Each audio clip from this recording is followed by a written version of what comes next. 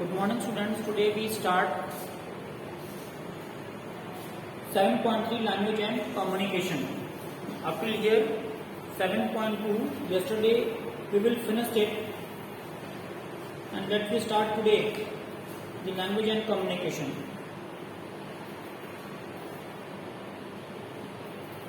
It was not just a summer that the Chishti adopted the local language. Yesterday what we learned about the Sama is the meaning like Sabha, association, Sabha, in which they are discussing their things. In the Sama, these Chistis adopt the local language. जो वहाँ के local language थे सभा में या उसको यहाँ पर समा लिखा गया है, तो उसमें जब वहाँ के लोग आते थे तो चिश्तियों ने क्या किया, लोकल लैंग्वेज को अडॉप्ट कर लिया.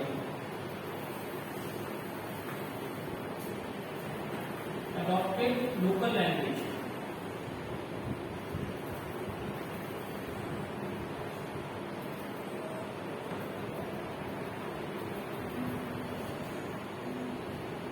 In Delhi, those associated with the Chishti Silsila conversed in Hindavi, the language of people. जो चिश्ती सिलसिला से जुड़े हुए थे उन लोगों ने कौन सी लैंग्वेज में बात करना स्टार्ट किया? बेसिकली इन दिल्ली हिंदवी लैंग्वेज में.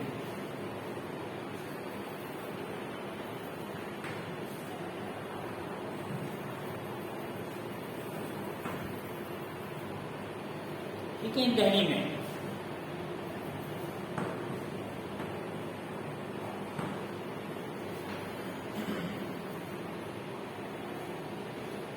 Other Sufi such as Baba Farid composed verses in local language which incorporate in the Guru Granth Sahib. एक बाबा फरीद थे जिन्होंने कुछ चीजें लिखी लोकल लैंग्वेज में. किसने लिखी थी? बाबा फरीद ने. बाबा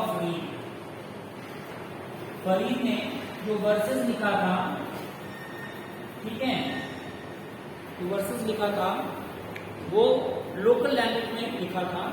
और ये जो वर्सेस था कहाँ इंक्लूड किया गया है? Guru Granth Sahib. Versus included in Guru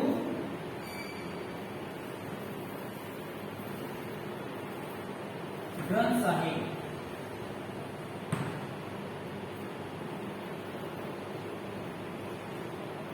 Yet another composed long poem or mansavi express the idea of divine love, human love as an allegory.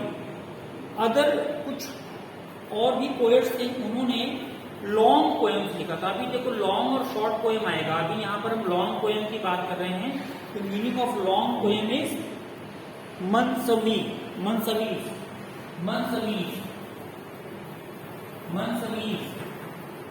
याद रखना ही मीनिंग. हो सकता है कि आपके एमसीक्यूज में डाल दो मीनिंग ऑफ एमसीक्यू में मनसवीज का मीनिंग क्या है आपके एमसीक्यूज में, शॉर्ट पोएम या लॉन्ग पोएम. ठीक है, तो यहाँ पर क्या है, ये लॉन्ग पोएम है. लॉन्ग पोएम मनसवी मीन्स क्या होता है? मीनिंग ऑफ मनसवीज लॉन्ग पोएम. ठीक है, Mansavis, they will write the Mansavis and give 4 options in which short poem, long poem, these types of questions they will create it. So you can remember the meaning of the Mansavis. It is for the long poem. For example, the प्रेम आख्यान love story, एक love story एक example के लिए देखते हैं किसका है? Padmavat, compose by Malik Mohammad Jayasi. Padmavat the story Padmavat compose by. Padmavat को किसने कंपोज किया है? मलिक मोहम्मद जैसे हैं. Malik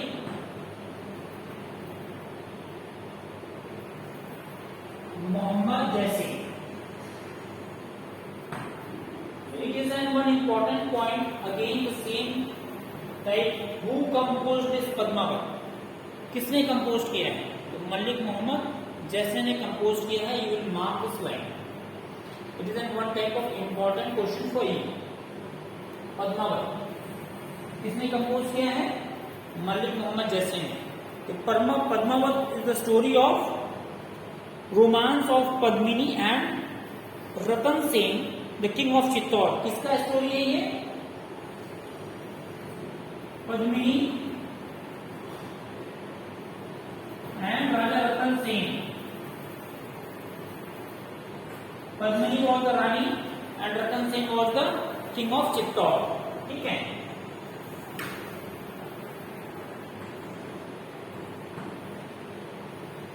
So it is a love story.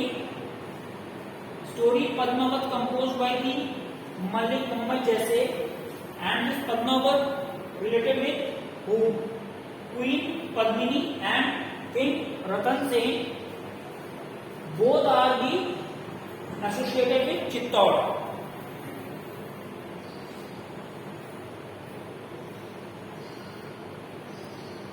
Their trials were symbolic of the soul journey to the divine. Such poetic compositions went often recited in the hospice, usually during the summer. अभी ये जो love story है हमेशा बहुत जगहों पर, जैसे कनक हमने पढ़ा था, कनक के बारे में पढ़ा था, उसी को हॉस्पिक कहा जाता है. मीनिंग ऑफ हॉस्पिक और कनक, और जिसको सूफिज्म ने वो कनक को बनाया था, और वहां पर इस तरीके की लव स्टोरी पढ़ी जाती थी. Is a one type of trial की गई है लव स्टोरी. लव से ही हम भगवान तक पहुंच सकते हैं, यात्रा कर सकते हैं. ठीक है. क्लियर हो गया?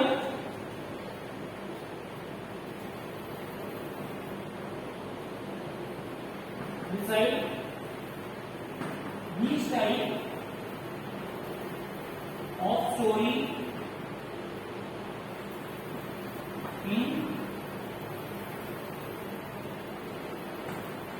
इन कांखा और हॉस्पिक जो इसमें वर्ड यूज किया गया है. तो यू अंडरस्टैंड. चिश्ती ने क्या किया? पहले तो लोकल लैंग्वेज अडॉप्ट किया, फिर उन लोगों ने वहां दिल्ली में हिंदी लैंग्वेज बोलना स्टार्ट किया. फिर बाबा फरीद ने जो चीजें लिखी थी, कुछ वर्सेस लिखा था, उसको इंक्लूड लोकल लैंग्वेज में लिखा था. सिर्फ पीपल अट्रैक्ट हो रहे थे, तो उसको क्या हुआ? गुरु ग्रंथ साहिब में उसको इंक्लूड किया गया. अभी लॉन्ग पोएम का मतलब क्या होता है? मंसली जो कुछ पोएट्स थे, लॉन्ग पोएम भी लिखा था उन्होंने. फिर ये स्टोरी की बात करते हैं. एग्जाम्पल के तौर पर आपको यहाँ पर मिल रही है स्टोरी की. कौन सी स्टोरी है? पद्मावत की. Who wrote this story? Malik Mohammad जैसे.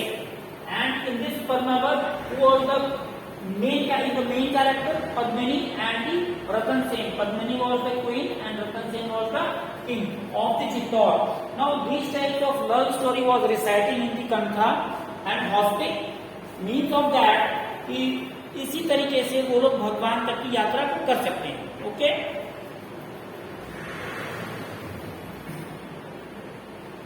Erase the board below.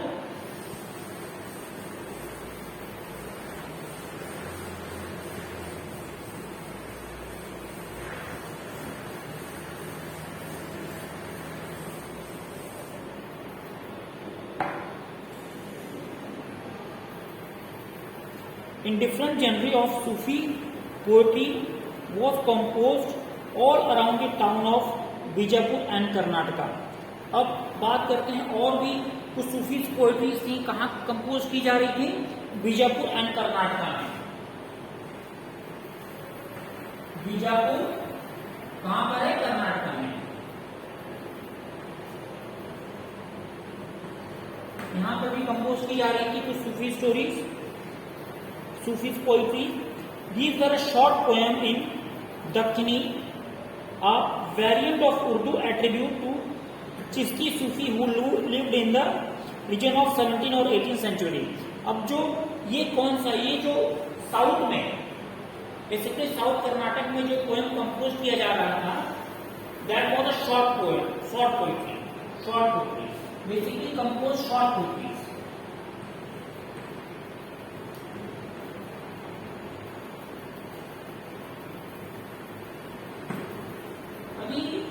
यहां हमने लॉन्ग पोएट्री की बात की, अभी यहाँ साउथ में चले गए, वहां पर शॉर्ट पोएट्री की बात करें, ठीक है। तो याद रखना वेरी देन शॉर्ट पोएट्री ऐसे भी हमसे कुछ बन सकता है कि शॉर्ट पोएट्री कहाँ लिखा जाता था, साउथ में, नॉर्थ में, ईस्ट में या वेस्ट में। आप इसको लिख सकते हैं शॉर्ट पोएट्री कहाँ लिखा जाता था, साउथ में लिखा जाता था, कर्नाटक में लिखा जाता था, बीजापुर में लिखा जाता था, ठीक है। ये सारे अलग अलग भी आ सकते हैं, नॉट मीन कि बीजापुर एंड कर्नाटक, बीजापुर कहाँ है, कर्नाटक में है। बीजापुर में कौन सी स्टोरी लिखी जाती थी, शॉर्ट लिखी जाती थी या लॉन्ग लिखी जाती थी।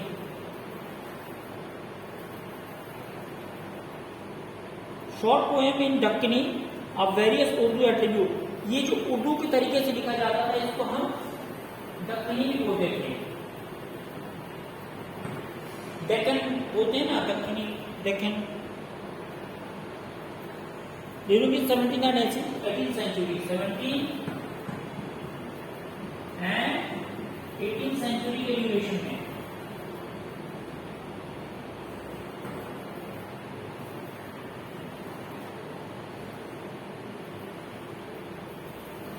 these poems were probably sung by the woman while performing the household chores like grinding grains and spinning. अब ये जो पोएट्रीज लिखी जाती थी, शॉर्ट पोएट्रीज, बेसिकली इसको कौन संग करता था, sung by the woman, sung by woman during grinding, चक्की चलाते समय, पीसते समय किसी चीज को, या फिर चरखा काटते समय, इन चीजों के टाइम में, हाउस होल्ड वर्क के समय इस साउथ में इस शॉर्ट पोएट्री को संग करता था। कौन, वमन। ये भी एक क्वेश्चन है बेटा, हु संग दिस शॉर्ट पोएट्री, वमन और मैन, मैन और वमन। तो you can remember this point, कौन संग करता था, शॉर्ट स्टोरी कहां पर है, ठीक है।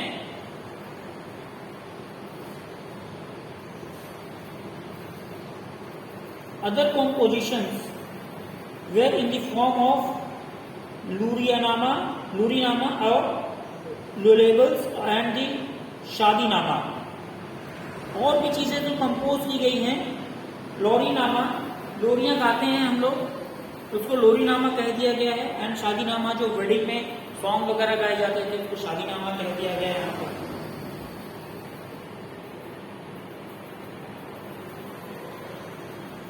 It is likely that Sufis of the regions were inspired pretext Bhakti tradition of the Kannada Vachan of the Lingayat and the Maratha Abhang। जो सूफी थे और भी किससे इंस्पायर्ड हुए थे, भक्ति ट्रेडिशन में। सूफी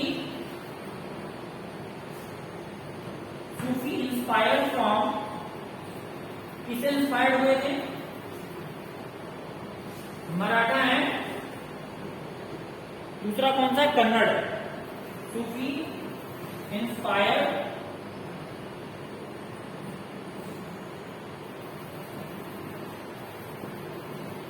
Maratha and Kannada,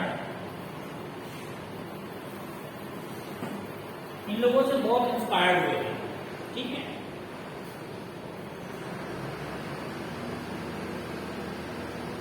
Lingayat and the abhang of the saint of the Pandharpur. Maratha ये जो थे कहां के थे, पंढरपुर के थे।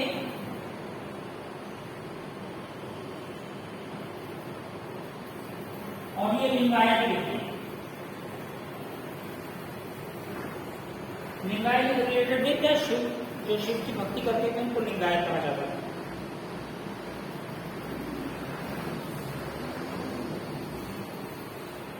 अब इस तरीके की चीजों से जब सूफी इंस्पायर्ड हो रहा है, मराठा में भी, पंढरपुर में या कन्नड़ में, लिंगायत में भी अगर सूफीज्म इंस्पायर्ड हो रहा है, तो ग्रेजुअली ये कहाँ पहुंच गया, धीरे धीरे करके ये विलेज में पहुंच गया, लोगों को विलेज तक एकदम जा करके इंस्पायर करने लगा, ठीक है। इस reach at village level.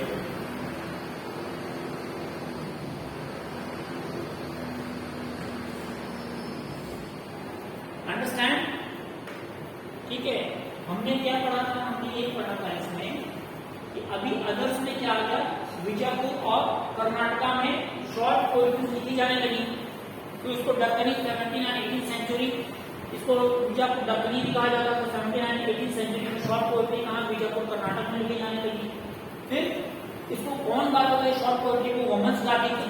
Basically कब गाती थी? हाउस होल्ड वर्क के टाइम में गाती थी, चक्की चलाते समय, ग्राइंडिंग करते समय या चरखा काटते समय।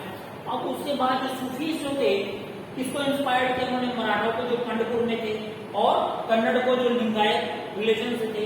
इस तरह से जब लोग इंस्पायर्ड होने लगे तो धीरे धीरे वो कहाँ पहुंच गया? वो गांव में पहुंच गया, एकदम ग्रास रूट में पहुंच गया।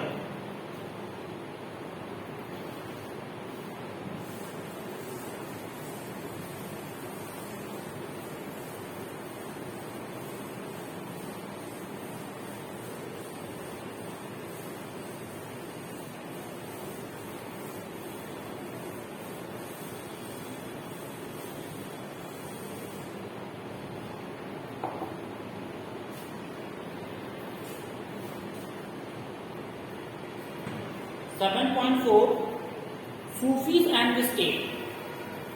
Now we study Sufis and the state.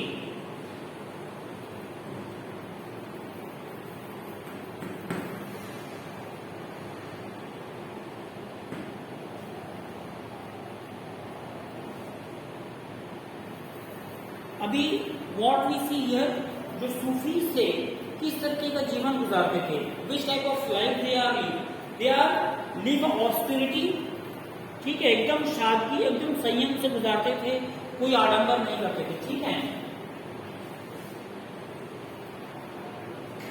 Sufi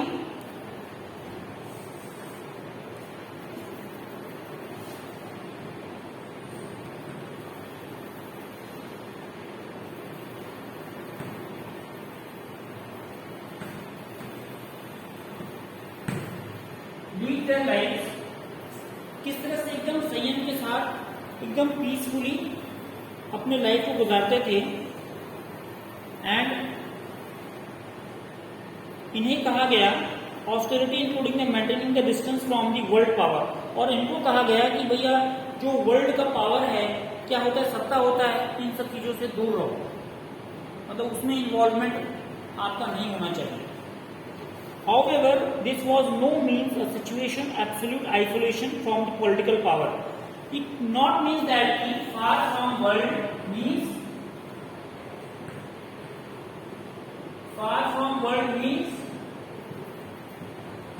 not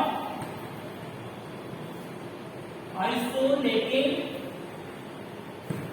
from political power.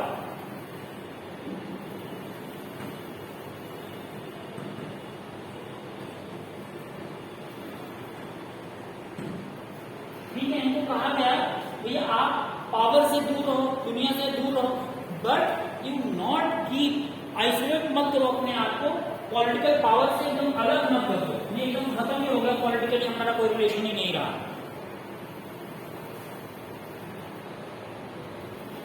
These Sufis accept unsolicited grants and donation from the political elites. ये जो सूफीज थे ये लोग डोनेशन और ग्रांट को भी एक्सेप्ट करते थे। सूफी डोनेशंस, द सुल्तान in turn set up a charitable trust offer as endowment of hospice and grant tax free land, इनाम इसको कहा जाता था। ये सूफी जो थे एक्सेप्टेड डोनेशन,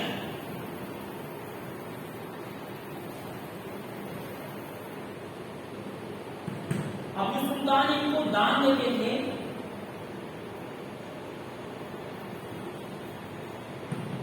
जो सुल्तान इनको इंडोमेंट देते थे, दान देते थे, जो लैंड किसको देते थे, हॉस्पिक को देते थे, इनको दान देते थे सूफीज को, तो वो क्या था, टैक्स फ्री लैंड था। सुल्तान give a tax free land,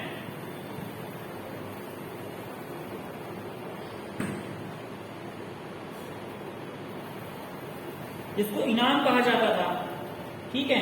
जो चैरिटेबल ट्रस्ट था उसको ऑक्फ कहा जाता था। चैरिटेबल ट्रस्ट क्या कहा जाता था, चैरिटेबल ट्रस्ट।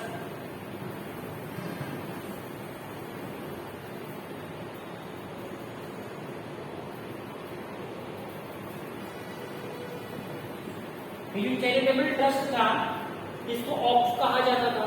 ये भी बेटा also one important point, charitable trust को क्या कहा जाता था, ठीक है। नंबर दिस वर्ड हो सकता है कि मैं इसके कॉलम में लेते आपको कुछ ऐसे वर्ड्स लिख दे, और जो हमने पीछे पढ़ा कुछ ऐसे वर्ड्स लिख दे हैं, मीनिंग लिख दिया जाए उसमें, at that time you will be match the things, ठीक है। यहाँ पर क्या हुआ, सूफी ने का सिंपल लाइफ, एक सिंपल तरीके का जीवन गुजारेंगे, far from the world power, जैसे वर्ल्ड के पॉलिटिकल पावर से दूर रहेंगे, ठीक है, बट नॉट आइसोलेटेड देम, अपने आप को एकदम ही आइसोलेट नहीं करेंगे वहां से। They accept the Sufis accept the donation, वो सूफी डोनेशन को भी एक्सेप्ट करेंगे, एंड सुल्तान इनको दान देते थे, जमीन देते थे, ठीक है, उनको टैक्स फ्री लैंड दिया जाता था इनाम के तौर पर, ऐसा नहीं कि लैंड दे दिया और टैक्स लेंगे। तो जो चैरिटेबल ट्रस्ट था उसको अफवाह कहा गया थी, understand.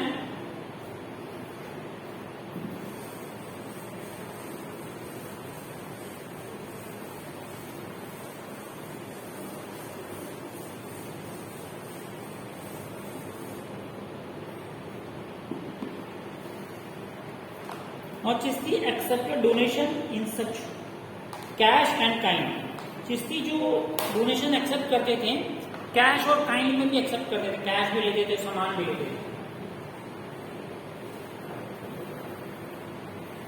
Accept donation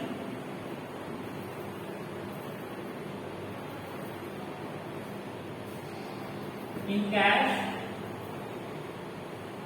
and kind, cash में भी लेते थे और काइंड में भी लेते थे, पैसा भी ले लिया और जो आप कुछ अलग से गिफ्ट देना चाहते हैं वो भी आप ले सकते हैं। Rather than accumulate the donation, they prefer to use this fully on immediate requirement. ये इसको लेते तो थे बट नॉट accumulate, डिपॉजिट नहीं करते थे, जमा नहीं करते थे, नॉट accumulate,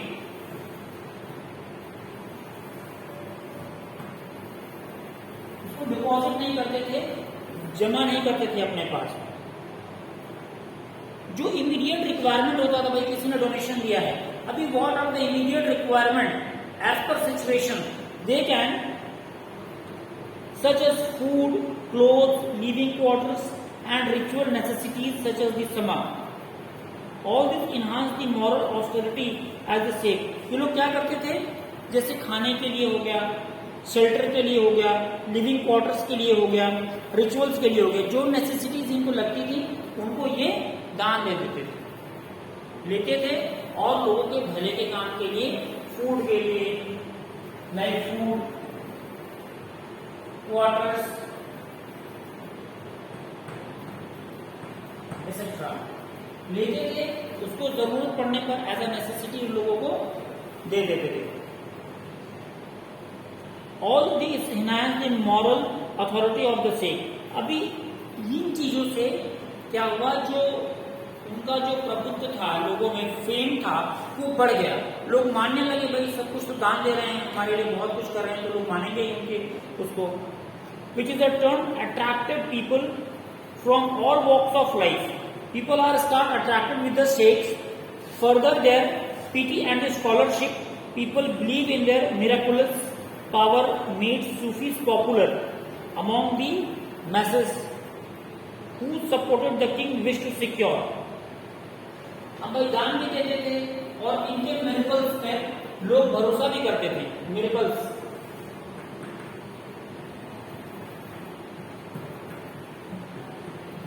पीपल बिलीव,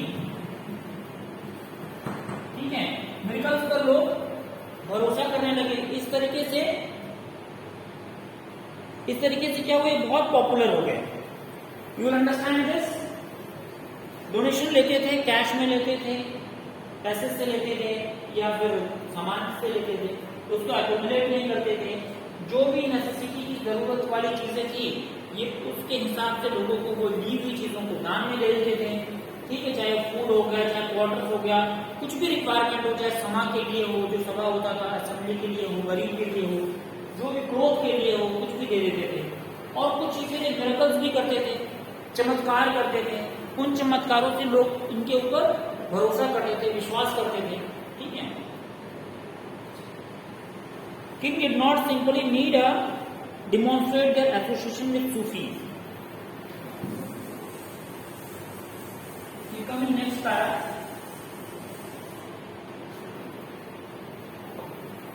अब ये जो थे किंग जो थे इस तरीके की घटनाओं से अपने आप को, अपना रिलेशन सूफी के साथ रखना चाहते थे। किंग की the relation with Sufi, king want की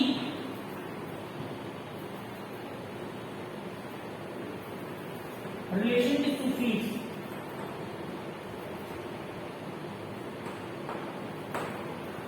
ठीक है, इस तरीके की चीजों से जब लोग ज्यादा प्रभावित हो रहे थे, ज्यादा अट्रैक्ट हो रहे थे, तो किंग भी चाहते थे कि हमारा इनसे अच्छा रिलेशन बना रहे। King also need the support of the Sufis.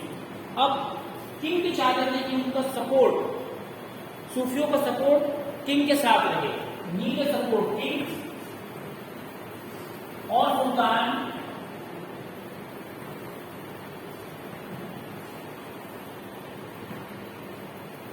need a support of Sufi.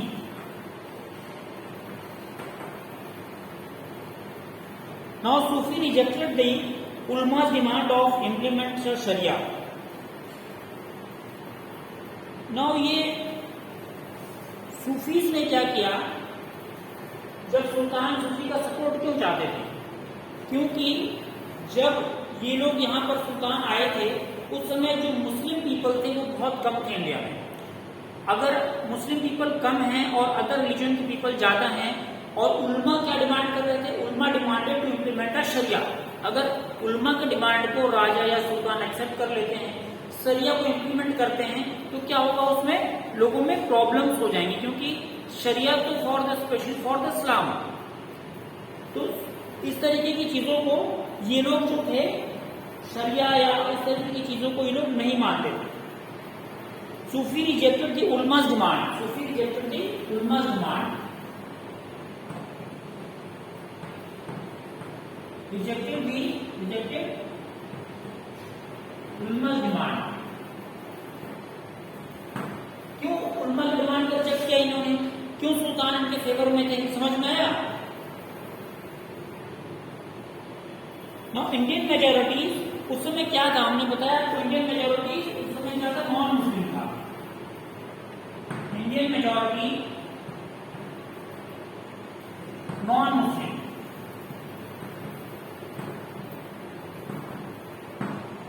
Okay,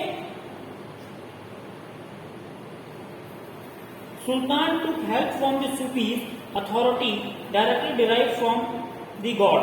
अभी सुल्तान जो थे सूफी की हेल्प लेना चाहते थे और लोगों को बताना चाहते थे जो कि अथॉरिटीज जो हैं ये सब चीजें जो डायरेक्टली गॉड से आ रही हैं। सुल्तान did not depend on the शरिया। सुल्तान जो थे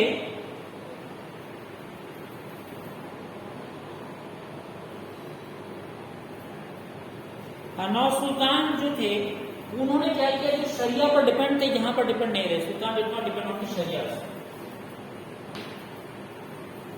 सुल्तान डिड नॉट डिपेंड ऑन शरिया। ठीक है, बेसिकली अभी यहाँ पर जो सुल्तान थे या किंग थे, दे और they are also want to keep a relation with the Sufis. क्यों रिलेशन बना कर रखना चाहते थे वो?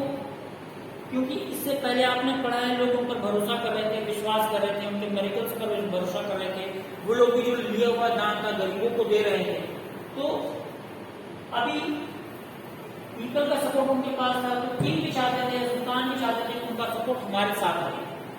एंड अब जो शरिया था बेसिकली इस्लाम का था और वो लोग उलमा जो थे इम्प्लीमेंट करना चाहते थे। बट वहाँ इंडियन पॉपुलेशन मेजोरिटी जो थी बेसिकली नॉन मुस्लिम मेजोरिटी थी। ठीक है, और सूफीज ने क्या किया, उस उलमा को रिजेक्ट, उलमा के डिमांड को रिजेक्ट कर दिया। अभी इसके वजह से नॉन मुस्लिम मेजोरिटी होने की वजह से सुल्तान did not depend on the शरिया। अगर शरिया पर डिपेंड करेंगे basically it is for the Islam. So Sultan not get a support of the people.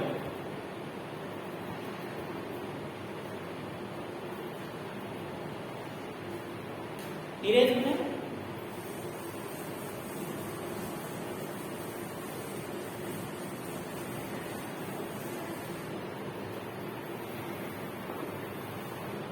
besides, it was believed that the awliya could intercede with God in order to improve the material and the spiritual condition of ordinary human being. अब इस तरह से माना जाता था जो औलिया जो हैं इंटरमीडिएट्स हैं इसके बीच में, गॉड और ह्यूमन बीइंग के बीच में औलिया.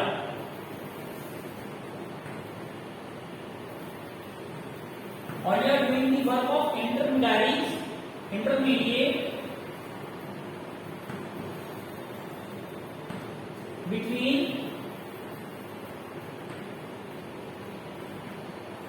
between God and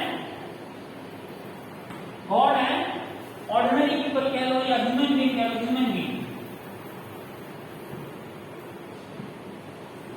ठीक है, और ये इंटरमीडिएट है कि भगवान और ह्यूमन बीइंग के.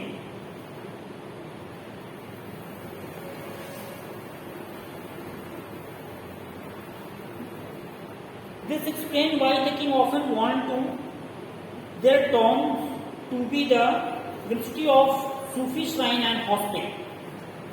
अब औलिया का मतलब यहाँ पर जो पोजीशन था बहुत हाई, लोगों में ये भरोसा विश्वास था कि ये जो है भगवान और इंसान के बीच के मीडिएटर्स हैं.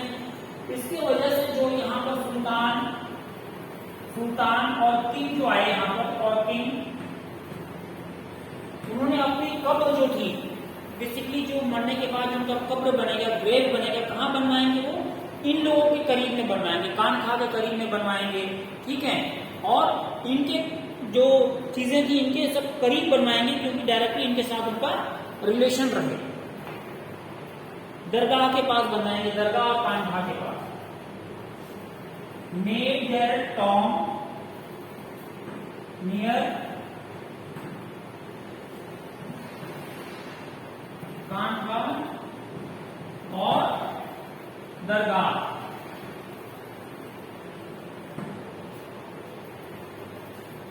क्लियर हो गया?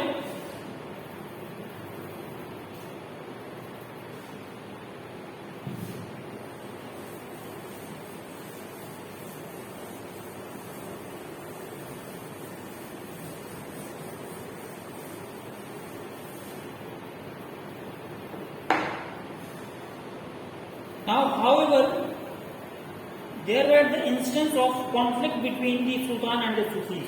अभी conflict भी आ रहा है, देखो conflict.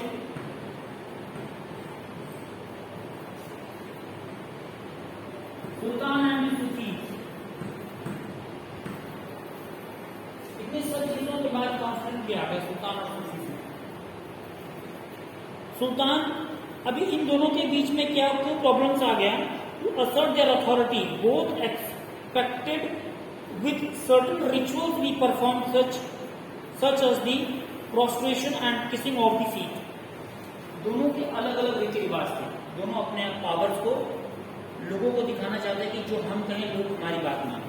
ये सुल्तान के चाहते थे सजदा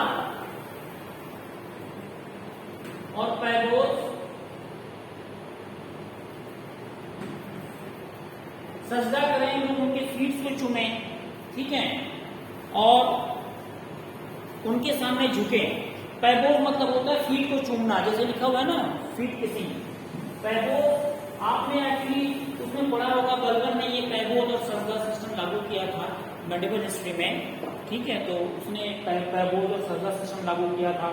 राजा थे, राजा से दरबार में लोग आएंगे, उनके कदमों को चूमेंगे, उनके हाथ को चूमेंगे, उनके सामने हाथ को चूमने के लिए झुकना पड़ेगा, कदम को चूमने के लिए झुकना पड़ेगा. झुकने को सजदा कहा गया और पैबोज कहा गया उनके पांव को चूमने.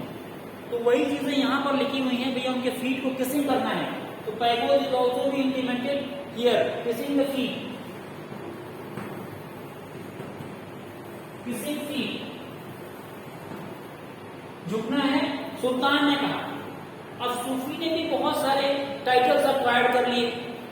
सूफी ने भी बहुत सारे टाइटल अक्वायर कर लिए,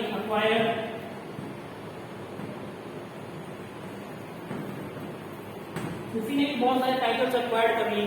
अभी हम देखते हैं क्या टाइटल अक्वायर किया उन्होंने। For the example, the disciple of Nizamuddin Auliya addressed him as a सुल्तान ऑफ मसैक। निजामुद्दीन औलिया को उनके डिसाइपल्स क्या बोलते थे? निजामुद्दीन औलिया को उनके डिसाइपल्स निजामुद्दीन औलिया को उनके डिसाइपल्स क्या बोलते थे? उनके डिसाइपल बोलते थे सुल्तान उल मशैक।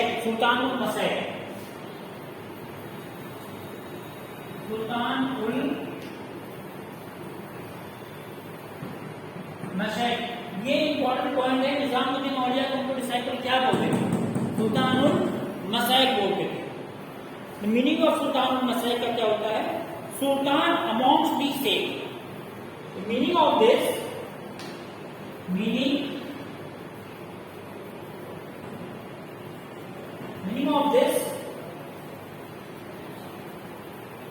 Sultan among the sheikh।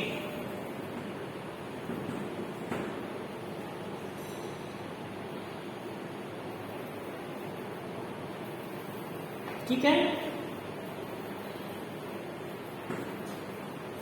Sultan among the Sheikh. समझ में आ गया ये? अभी जब इतना सब कुछ हो रहा था, देयर इज कॉन्फ्लिक्ट बिटवीन सुल्तान और सूफी में कॉन्फ्लिक्ट हो गया। सुल्तान क्या चाहते थे? लोग सजदा करें, झुके उनके पास, उनकी फीट को किसिंग करें, जिसको पैबोज भी कहा जाता है। आपने मेडिवल पीरियड में बलबन में पढ़ाया भी है, ठीक है। तो उसके बाद दूसरे सूफीज क्या चाहते थे? ये भी चाहते थे कि मुझे भी पावर मिले, मुझे भी लोग हम जो कहें वो माने। तो कुछ टाइटल्स इन्होंने एक्वायर्ड किया था। क्या टाइटल्स एक्वायर्ड किया था? निजामुद्दीन औलिया ने, उनके डिसाइपल्स ने क्या टाइटल दिया था? सुल्तान उल मसैक। द मीनिंग ऑफ सुल्तान उल मसैक वाज द सुल्तान अमॉन्ग द शेख। इनको भी अपने उसमें सुल्तान कहा गया, ठीक है।